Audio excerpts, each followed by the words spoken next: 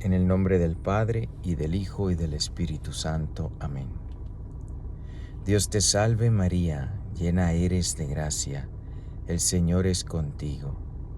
Bendita tú eres entre todas las mujeres, y bendito es el fruto de tu vientre, Jesús. Santa María, Madre de Dios, ruega por nosotros pecadores, ahora y en la hora de nuestra muerte. Amén.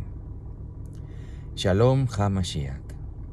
Bienvenidos a esta lectura y reflexión del martes de la 12ª semana de tiempo ordinario. Hoy es junio 25 del 2024. Algunos ya saben, tal vez otros no, que en el leccionario algunas veces se saltan algunos versículos. Mientras tenga tiempo, pues yo haré lo posible por no saltarme los versículos y leer el pasaje entero de la Biblia. De manera que cuando vayan a misa, pues se darán cuenta que esta lectura de aquí es más larga porque trato de incluir todos los pasajes y no saltarme algunos.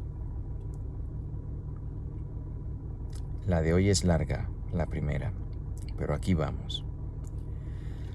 Segundo libro, lectura del segundo libro de los Reyes, capítulo 19, versículos del 9 al 36.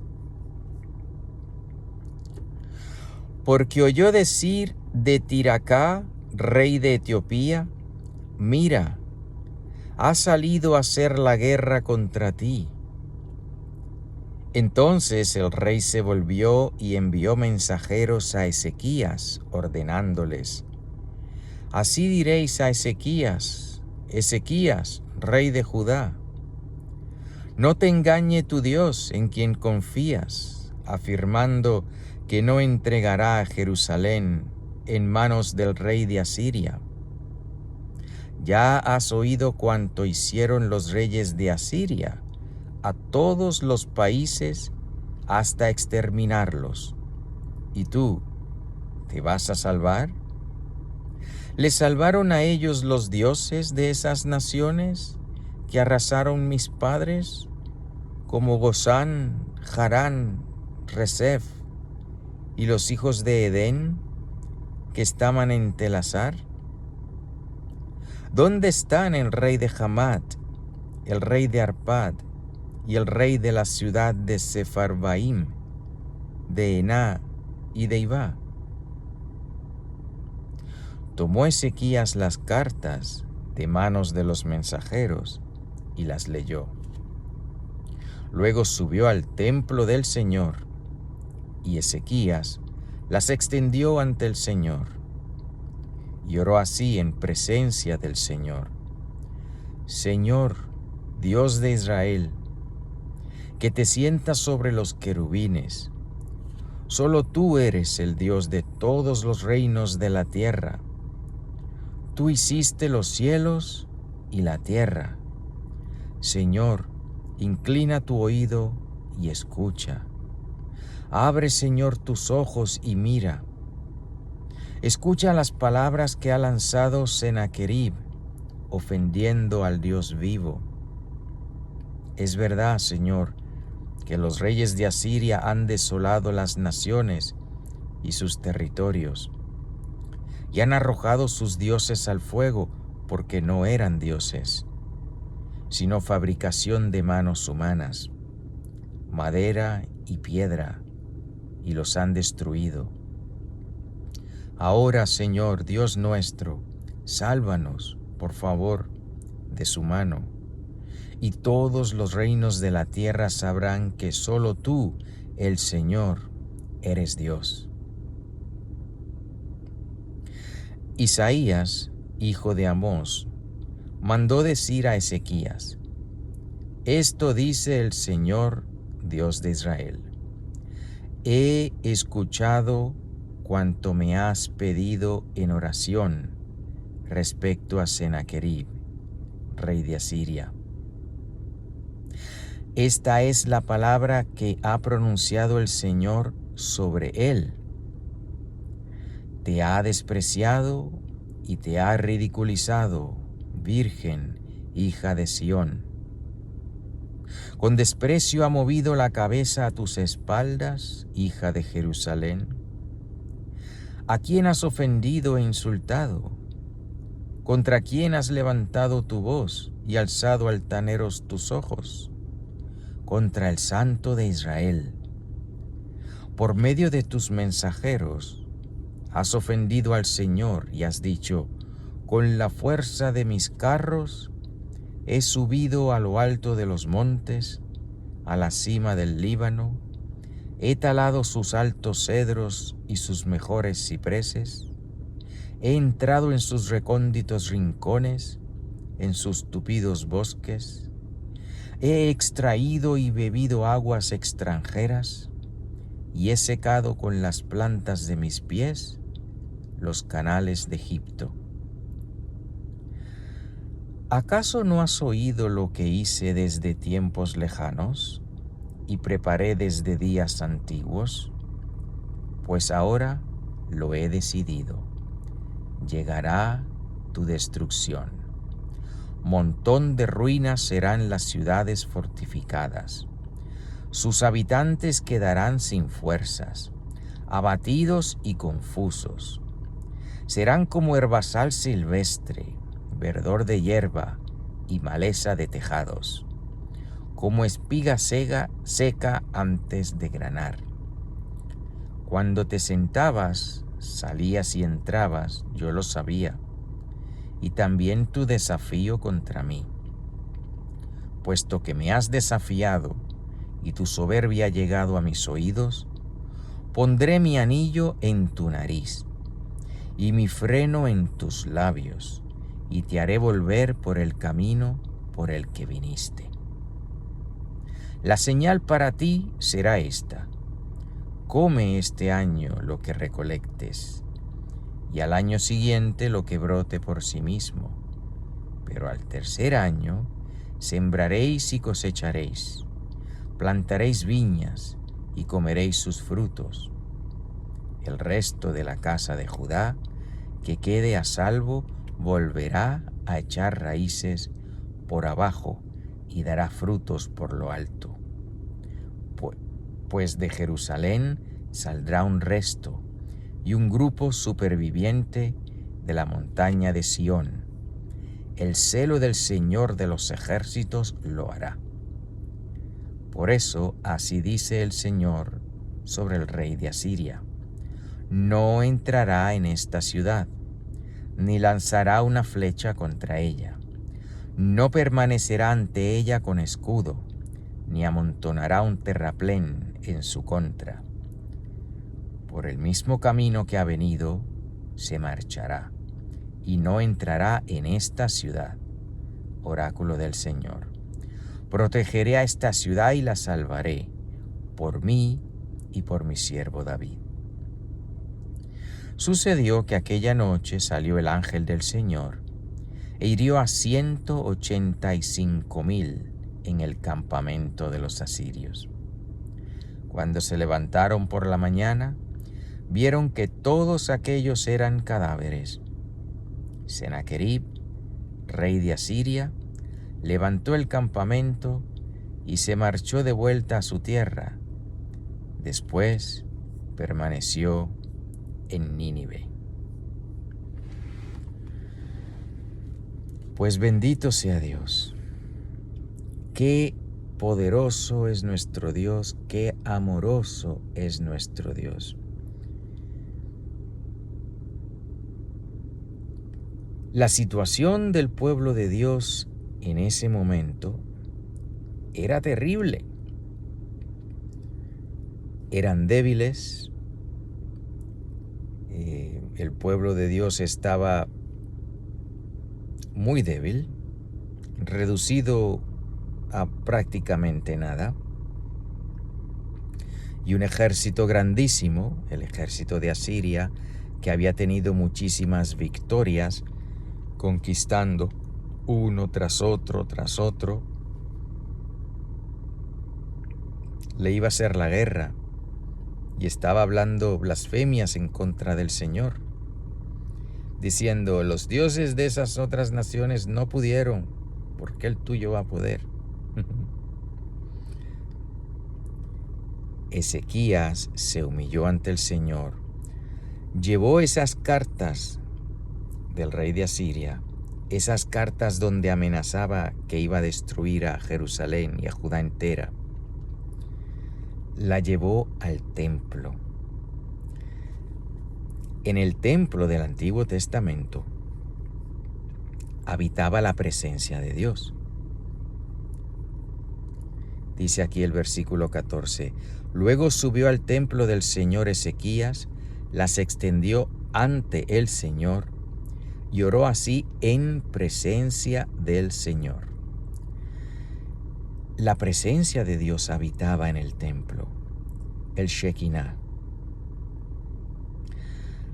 Ahí Dios, antes de haberse encarnado en Jesucristo, en el Hijo de Dios hecho hombre, antes de el Hijo de Dios haberse hecho hombre, su presencia, por su infinita misericordia, habitó primero en la tienda del tabernáculo, en el Antiguo Testamento, luego en el templo, cuando Salomón construyó el templo.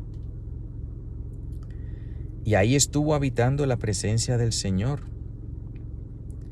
Claro que cuando llegó el final de los tiempos, estos tiempos que estamos viviendo ahora, es decir, desde la encarnación, esa presencia de Dios no solo quiso habitar con nosotros, sino que quiso hacerse uno como nosotros. Y el Verbo se hizo carne y habitó entre nosotros. Esa presencia real y verdadera que habitaba en el templo para beneficio de los hebreos, el Señor quería dársela para beneficio del mundo y beneficio de los gentiles, para el mundo entero, no solo para Jerusalén y Judea, sino para todo el mundo, para todas las naciones. Por eso esa presencia se hizo carne, se hizo un niño y nació de Santa María Virgen. Por eso el Señor, cuando estaba caminando en el templo con sus apóstoles, que los apóstoles le dijeron: mira, Señor, esos muros, qué grandes, y estaban señalándole la grandeza del templo, el Señor dijo: destruid este templo y en 3 días lo levantaré. Y ellos decían: pero si ha tomado 40 años construir este templo. Pero dice la palabra: pero Él estaba hablando del templo de su cuerpo. Esa misma presencia que estaba en el templo durante tantos años, el templo de Jerusalén, solo para los hebreos, esa presencia se hizo carne. En Jesucristo habita toda la plenitud de la divinidad.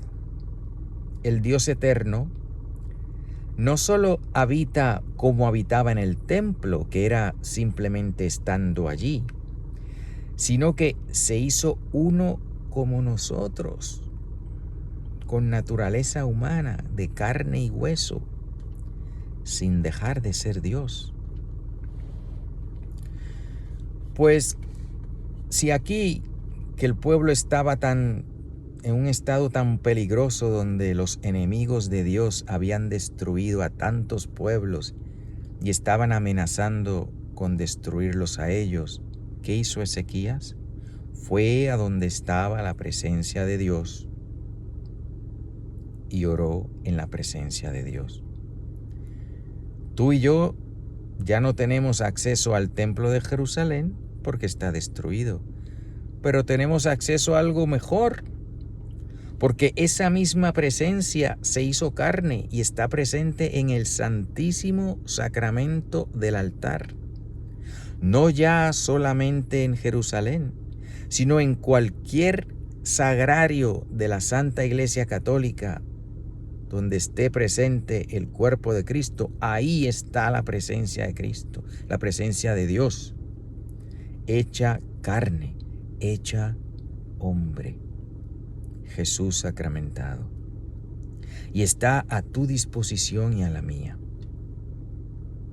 Sean pequeños tus problemas, es decir, familiares, en la casa, en el trabajo, en tu vecindario, o sean grandes, como los que están pasando en el mundo ahora, donde ejércitos están preparándose para pelear con otros ejércitos, donde estamos básicamente al borde de una guerra nuclear, donde cuando eso ocurra, ¿qué va a ocurrir? Sospecho que sí, que va a ocurrir. Quedará destruida gran parte de la humanidad, grandes calamidades se avecinan. ¿Qué debemos hacer tú y yo? Lo que hizo Ezequías, ir a la presencia de Dios. ¿Y dónde está esa presencia? En el sagrario. Y si tienes la bendición que hay exposición perpetua del Santísimo o exposición del Santísimo a la hora que sea, ve y visítalo, arrodíllate ante Él, preséntale tus problemas, dificultades, miedos. Que el mismo Dios que escuchó a Ezequías y lo salvó, está presente en el sagrario. Más aún, se hizo uno como nosotros. Este es el tiempo de la misericordia. Es aquí que tenemos la oportunidad de pedir perdón, de pedir ayuda, de pedir todas las gracias para prepararnos para lo que viene. Ya sabemos el final de la historia. Jesucristo ya venció a la muerte y a todos sus enemigos. Pero las batallas que quedan, pues hay que pasar por ellas. Qué enseñanza tan hermosa esta lectura. Un poquito larga, pero bien. Porque nosotros tenemos a nuestra disposición el mismo poder que salvó a Ezequías, y lo tenemos de una manera más íntima porque Él quiso hacerse uno como nosotros, en todo igual, excepto en el pecado. Hoy, procura pasar un tiempo, si no lo has pasado ya, con Jesús sacramentado. Viértete el corazón, ábrete el corazón, tírale todo lo que está en tu corazón. Él te escucha, así como escuchó a Ezequías, sin haberse encarnado. La presencia de Dios estaba ahí, pero todavía no se había hecho hombre. Cuánto más aún que se ha hecho hombre, y por el bautismo tú y yo somos miembros de Cristo, somos miembros de su cuerpo. Cuánto más Él nos va a escuchar ahora. Y por si fuera poco, cuando vayas a visitar al rey, pues tienes a la reina madre de parte tuya, con el Santo Rosario. No te olvides, el rosario diario, la visita al Santísimo a diario, y hasta que no nos lo quiten, pues recibir a Jesús sacramentado a diario también. Y así no tenemos de qué preocuparse, no tenemos de qué preocuparnos. Se tumben las montañas, caigan las bombas, haya terremotos, huracanes, lo que sea. Si estamos con el Señor, Él nos cuidará. Y si permite que muramos en esto, bueno, pues muy bien, porque la muerte no es otra cosa que la entrada al cielo. Y es ahí donde queremos ir. Pero ya sea que vivamos, ya sea que muramos, estemos en paz. ¿Y cómo? Unidos a Cristo, unidos a Jesús sacramentado, Rey de la paz. El Salmo. El Salmo está tomado, este pedacito de Salmo, del Salmo 47. Recordamos, Señor, tu gran amor. Recordamos, Señor, tu gran amor. Grande es el Señor y muy digno de alabanza en la ciudad de nuestro Dios. Su monte santo, altura hermosa, es la alegría de toda la tierra. Recordamos, Señor, tu gran amor.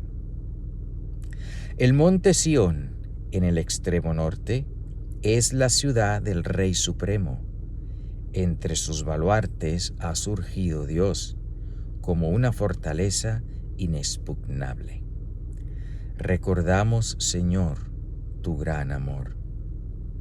Recordamos, Señor, tu gran amor en medio de tu templo. Tu renombre, Señor, y tu alabanza llenan el mundo entero. Recordamos, Señor, tu gran amor. Bendito sea Dios. Aquí en este salmo, el rey David, que era rey y era profeta, estaba haciendo varias cosas, alabando la grandeza y el amor de Dios, alabando el lugar donde Dios habitaba, que Dios habitaba en el templo, en el monte Sión. Por eso dice aquí, grande es el Señor y muy digno de alabanza en la ciudad de nuestro Dios, Jerusalén. Ahí estaba el templo.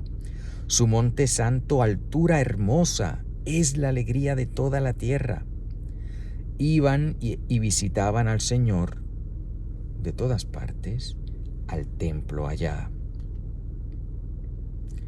Mas ahora, después de la encarnación, que la presencia de Dios no está limitada a solo el templo ya no existe, sino que está en el templo del cuerpo de Cristo en cada sagrario. Por eso termina aquí el salmista diciendo, tu renombre, Señor, y tu alabanza llenan el mundo entero. Porque ya la iglesia no es la iglesia hebrea del Antiguo Testamento, es la iglesia católica del Nuevo Testamento, es decir, a todas las naciones. El Dios de Abraham, de Isaac y de Jacob, el Dios que se hizo hombre para salvar no solo a los hebreos, sino a todas las naciones, incluyendo a los hebreos, a todas las naciones. Y por eso tenemos la presencia de Dios en el mundo entero. Qué bueno es nuestro Dios. El Santo Evangelio según San Mateo, capítulo 7, versículos del 6 al 14. No deis las cosas santas a los perros, ni echéis vuestras perlas a los cerdos, no sea que las pisoteen con sus patas y al revolverse os despedacen. Pedid y se os dará, buscad y encontraréis, llamad y se os abrirá. Porque todo el que pide, recibe, y el que busca, encuentra, y al que llama, se le abrirá. ¿Quién de entre vosotros, si un hijo suyo le pide un pan, le da una piedra? ¿O si le pide un pez, le da una serpiente? Pues si vosotros, siendo malos, sabéis dar a vuestros hijos cosas buenas, ¿cuánto más vuestro Padre que está en los cielos dará cosas buenas a los que se lo pidan? Entrad por la puerta angosta, porque amplia es la puerta y ancho el camino que conduce a la perdición, y son muchos los que entran por ella. Qué angosta es la puerta y estrecho el camino que conduce a la vida, y qué pocos son los que la encuentran. Bendito sea Dios. Aquí nuestro Divino Maestro, en el Santo Evangelio, pues conecta todas las lecturas anteriores La presencia de Dios real en el Santísimo Sacramento del altar es una verdad que los primeros cristianos guardaban con mucho secreto.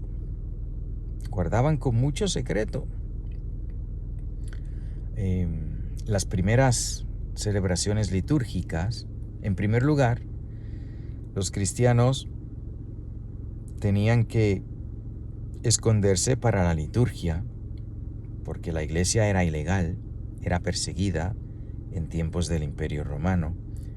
Así que los cristianos se metían en las catacumbas a celebrar la Sagrada Eucaristía, porque el pueblo romano era un pueblo supersticioso. En las catacumbas eran cementerios, ellos no entraban allí. En esa sociedad existían los esclavos, solo a los esclavos pues les tocaba ese trabajo que nadie quería. Pues los cristianos se metían allá en las catacumbas para celebrar la Eucaristía. Primero, para protegerse, y segundo, que la realidad de la presencia del Señor en la Eucaristía no la sabían todos, ni siquiera los que comenzaban a conocer el camino, los que comenzaban a conocer a la iglesia y se sentían atraídos, tenían un periodo de instrucción, se llamaban candidatos, y ya después que probaban que realmente pues eran fieles y querían pertenecer a Cristo de verdad, pues se le iban diciendo más cosas, porque ellos no caminaban a un pagano y decir, mira, pues aquí está mi Dios, en esta apariencia de pan, porque eso sería casi el equivalente a decir, a darle las cosas santas a los perros, como dice aquí el primer pasaje, el primer versículo: no deis las cosas santas a los perros, ni echéis vuestras perlas a los cerdos, no sea que las pisoteen con sus patas y al revolverse os despedacen. Hay que cuidar el Santísimo Sacramento. Hoy en día, pues no, hasta ahora no tenemos el mismo riesgo que en Roma, pero tenemos otros. Existen muchos grupos satánicos que en sus misas negras se roban la Eucaristía, van a misa, se roban la Eucaristía para hacer actos sacrílegos con nuestro Señor. Es una cosa terrible. De ahí el peligro tan grande de estar recibiendo la comunión en la mano, cosa que no fue querida por la Iglesia, ha sido tolerada. Yo personalmente recibo en la lengua y tú deberías hacer lo mismo, por respeto a nuestro Señor. Date cuenta que ni siquiera los apóstoles en la última cena recibieron al Señor en la mano. Dice el Evangelio de San Juan que cuando le estaban preguntando, bueno, ¿y quién es el que te va a traicionar?, le preguntó San Pedro, y el Señor dijo, aquel a quien yo le dé este pedazo de pan.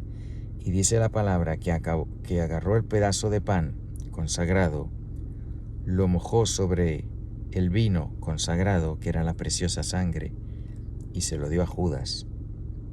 Démonos cuenta que incluso hoy en día, cuando el sacerdote si sumerge la hostia consagrada en la preciosa sangre, no la da en la mano, la da en la boca, puesto que al tener líquido, el líquido se va a quedar en las manos, la preciosa sangre, y eso no se puede. Por eso sabemos que incluso los apóstoles recibieron la comunión en la boca, por ese pasaje del Evangelio.